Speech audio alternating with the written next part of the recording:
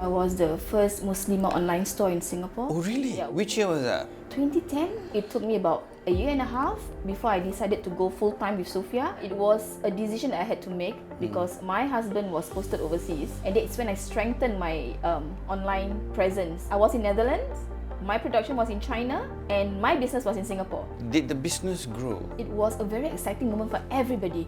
In Singapore, in China, it was very new to have a homegrown brand, lagi a Muslimah brand that the community can be proud of. Let's talk about the money. Imagine bringing in 5 figures a day. That would have gone into anybody's head, and Like, wow. it got into my head. Were there any hurdles that you have to overcome? While everything was going on smoothly, but I had problem. I had designer's block. I was like, Does it affect you personally? yes, because the quality of life, I didn't have it then. Did you lose anyone? Yes, I lost people who I was close to, and money was all I got, and money was all I lost.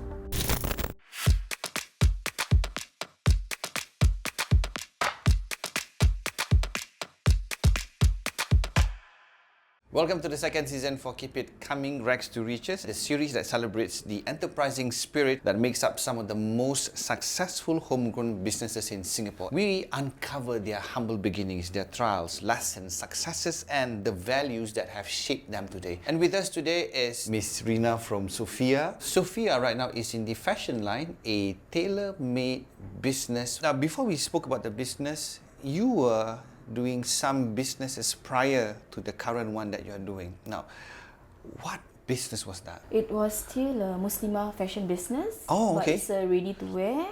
So solely made in China. So I designed and have it mass-produced. So I was the first Muslimah online store in Singapore. Oh, really? Yeah, way before there was Facebook, way before there was Fashion Valley, whatever you have now.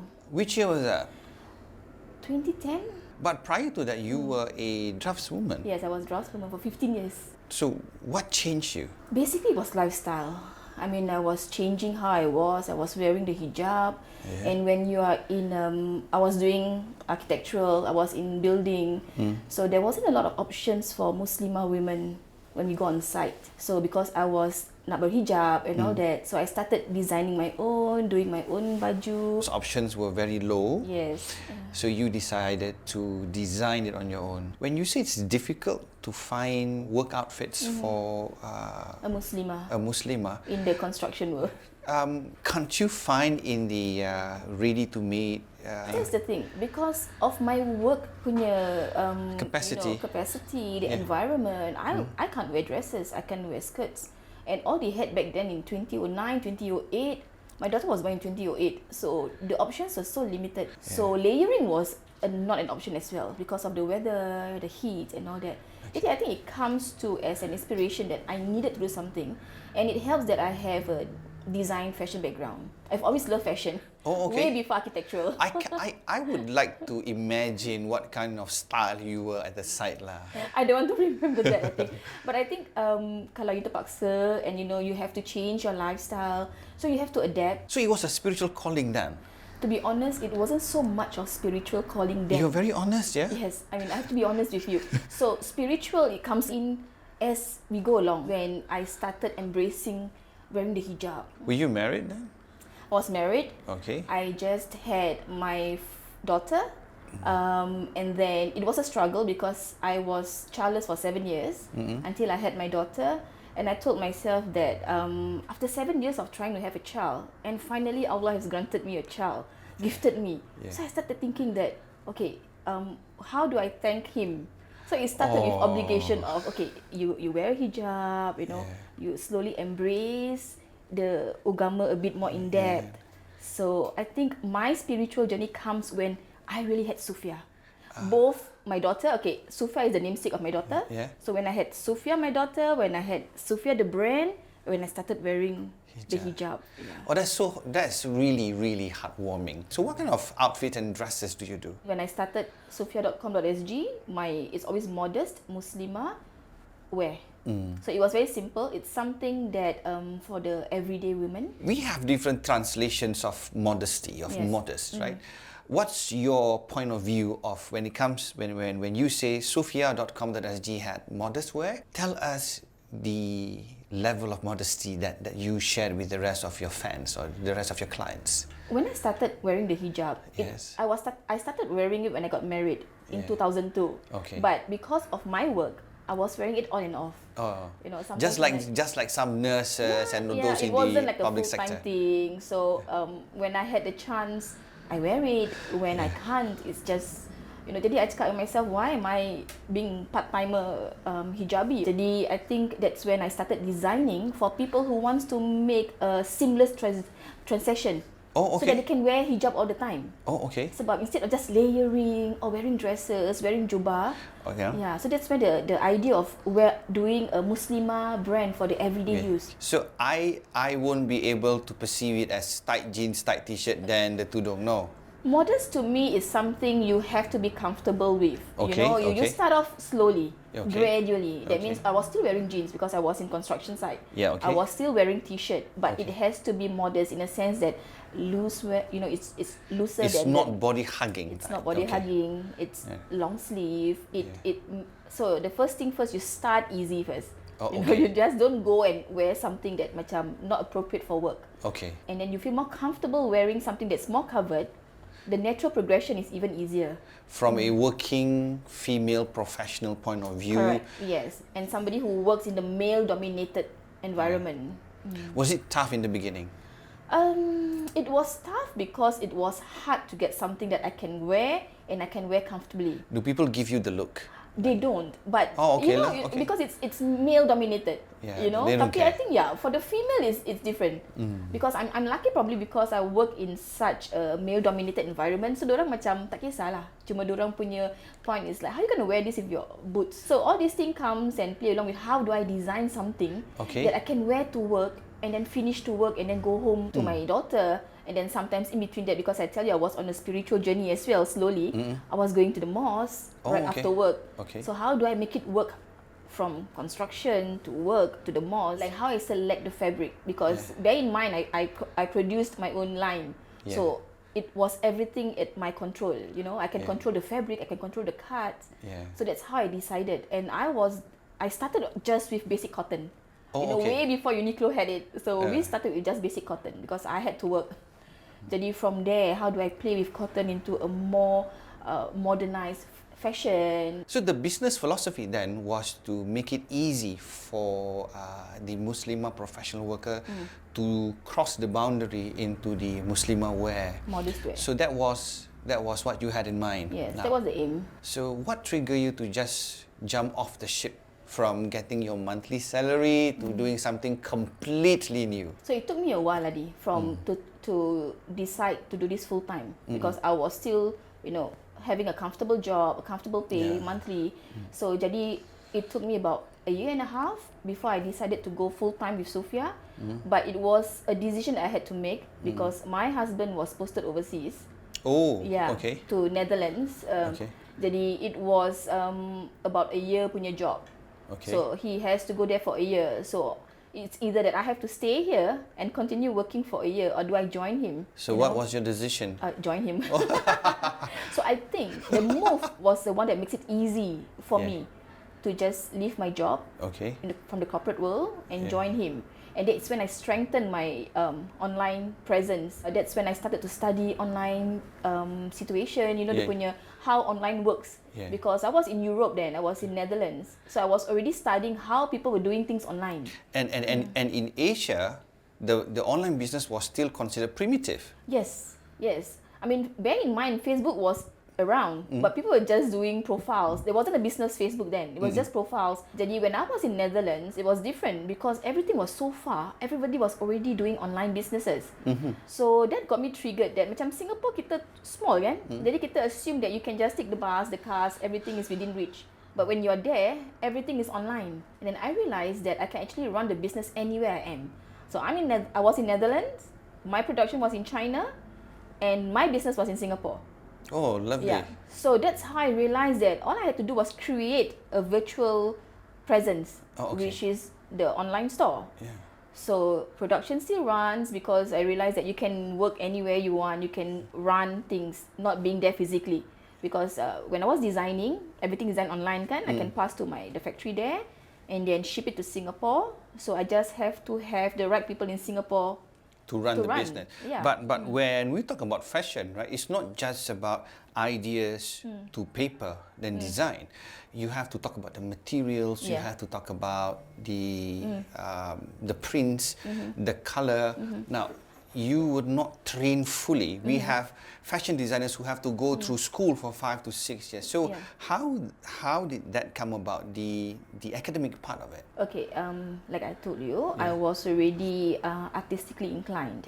I was already in foundation years for fashion. Oh, okay. But I stopped that sebab being an only child, so my mom had more high hopes on me. So she wanted me to do into something more profitable. More traditional, yes, more traditional. the doctors lah, these lah, exactly. that lah, So I took accountants lah. architectural, being her only child, you know. Tapi the fashion is always there. Because my grandmother is a seamstress. Oh, really? Yeah. So she's been sewing for people and all that. So I grew up with that. And I love that. But again, I want to be, you know, a good child to my mom. You're a good child. Inshallah, Alhamdulillah, you know, I try, yes. We all try on a daily basis. So, tapi the love of fashion has always been there. I knew I have the flair. Jadi, it wasn't just going to something not knowing anything. I think that's the worst thing somebody can do. Jumping into something and not having the desire or the passion. Or the knowledge. The knowledge, correct. I had a lot of passion for fashion. I possibly knowledge belum ada lah, but you know, I had the foundation. But where do I go from here, you know? So did the business grow? Alhamdulillah. So what happened was, it was a very exciting moment for everybody. In Singapore, in China, you know, they were trying, they were opening market for world, you know, and to have a Muslimah brand, a modest brand from Singapore, you know, to bring in production there.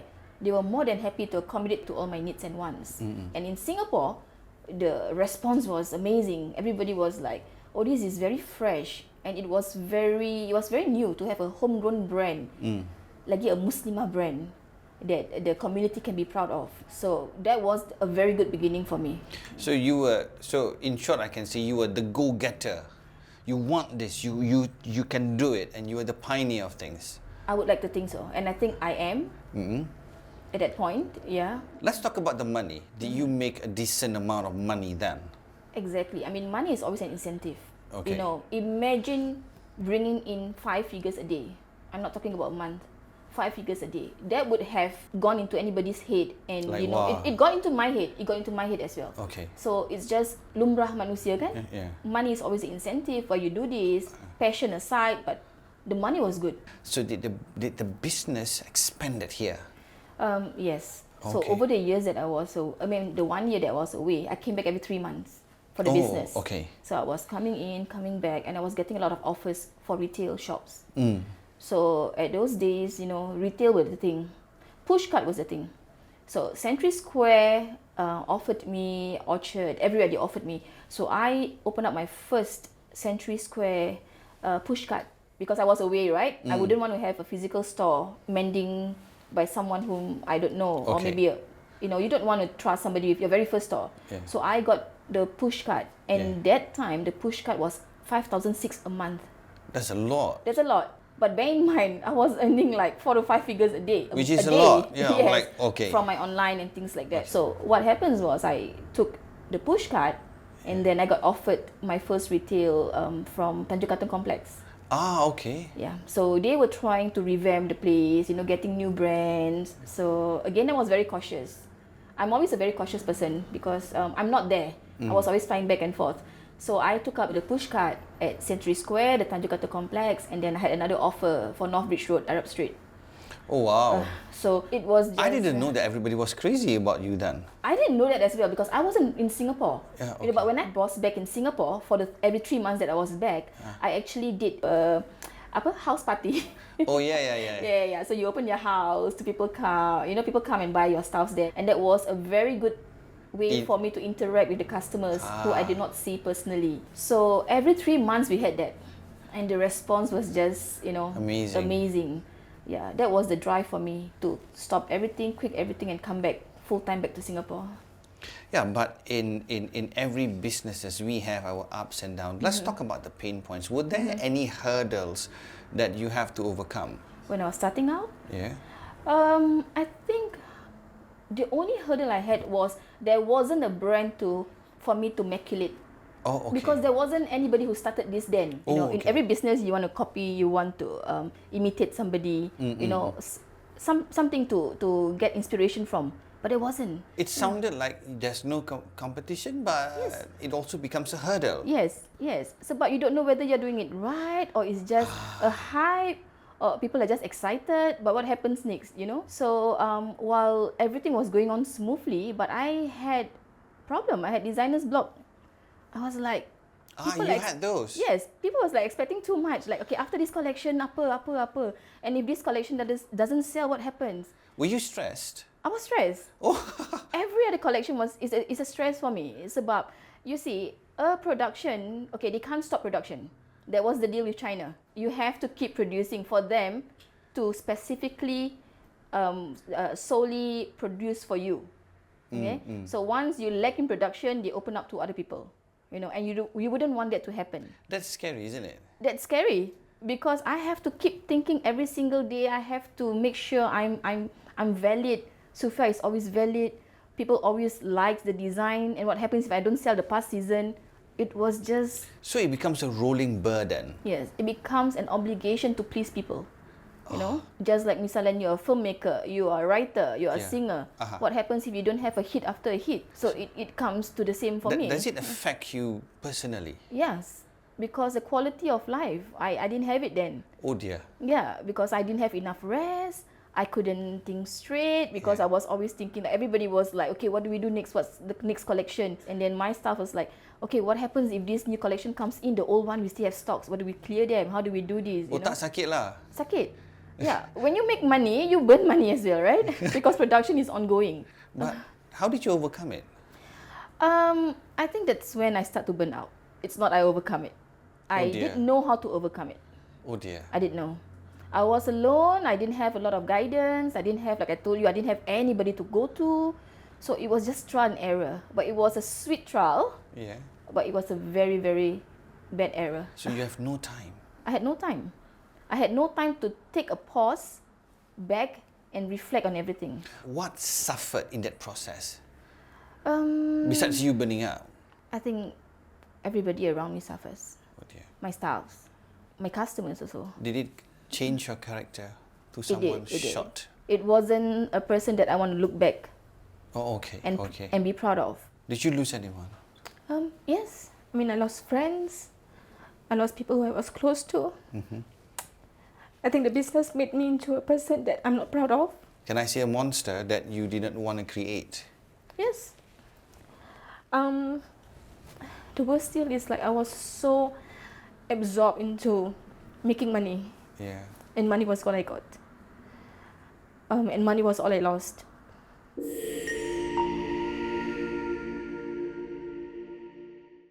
If you enjoy our content, please remember to like, subscribe, and turn on the bell for notifications.